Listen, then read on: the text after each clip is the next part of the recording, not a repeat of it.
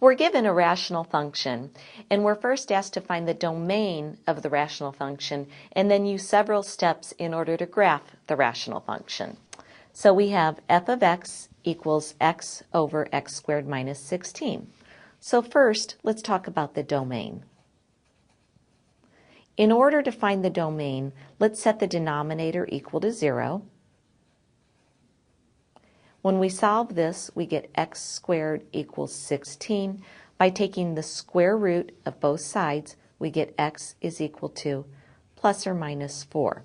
So these are the two values that will make the denominator 0, so we need to exclude them from the domain. So our domain is the set of all x such that x is not equal to positive or negative 4. Now, let's move on to step 1. Step 1, we want to first determine if we have any symmetry in this rational function. In order to find symmetry, we look at f of negative x. So we have negative x over negative x quantity squared minus 16. This simplifies to negative x in the numerator over x squared minus 16. Now, notice that f of negative x is exactly the opposite of our original function f of x.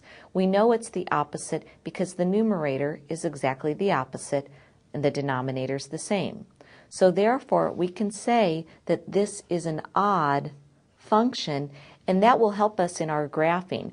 We know an odd function is symmetric with respect to the origin.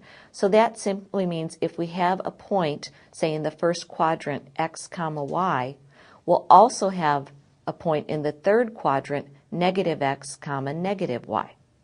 So let's go ahead and move on to step 2. And let's find any y-intercept if it exists. We find the y-intercept by letting x equal 0. So we're really finding f of 0, and that's equal to 0 over 0 squared minus 16, which is just 0. So our y-intercept is 0. So in step 3, we want to find any x-intercepts. Now, anytime we have a y-intercept of 0, clearly the x-intercept is 0 as well, but there may be additional x-intercepts. So let's see if there are any additional x-intercepts. We find the x-intercept by letting y equal 0. So we have 0 equals, and then we just set our numerator equal to 0. X. Well, x equals 0 is the only x-intercept. Now we move on to step 4. Step 4, we want to find any vertical asymptotes that we have. We find vertical asymptotes by setting the denominator equal to 0.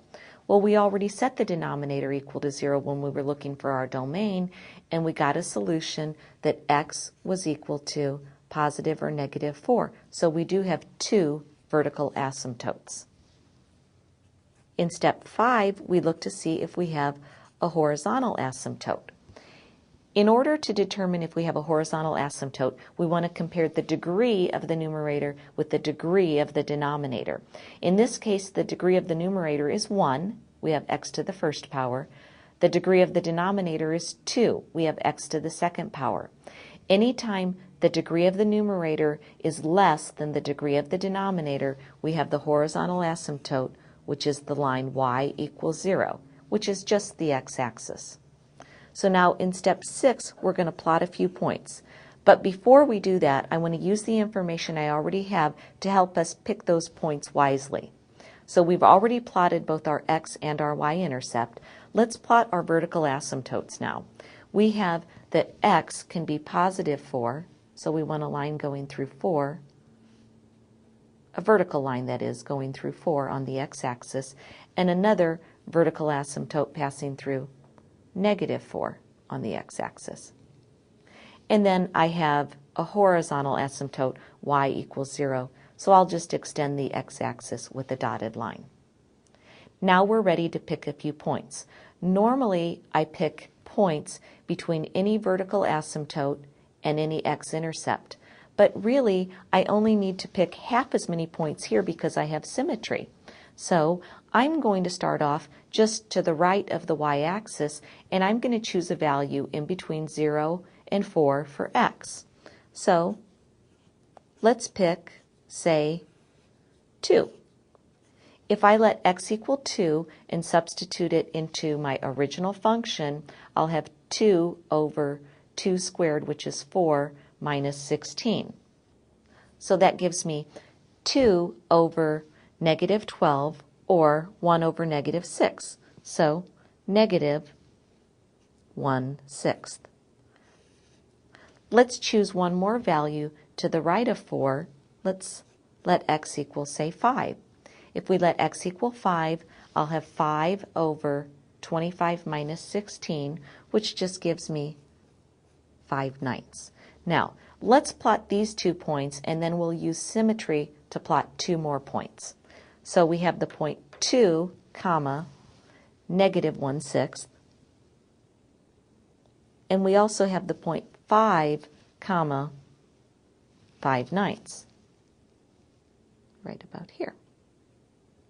So we're also going to have another couple of points. Since 2, negative 1/6 was on the graph, we're also going to have negative 2, positive 1/6. In other words, we just take the opposite of the x and y value.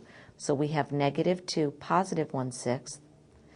And then finally, since 5, comma, 5/9 was on the graph, we'll have negative 5, comma, negative 5/9. And that's over here, right about here on the graph.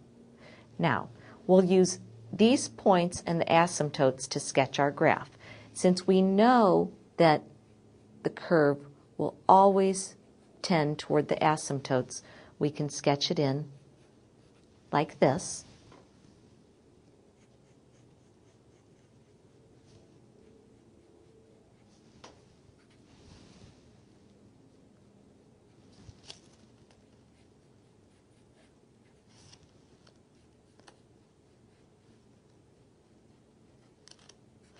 And this is a sketch of f of x.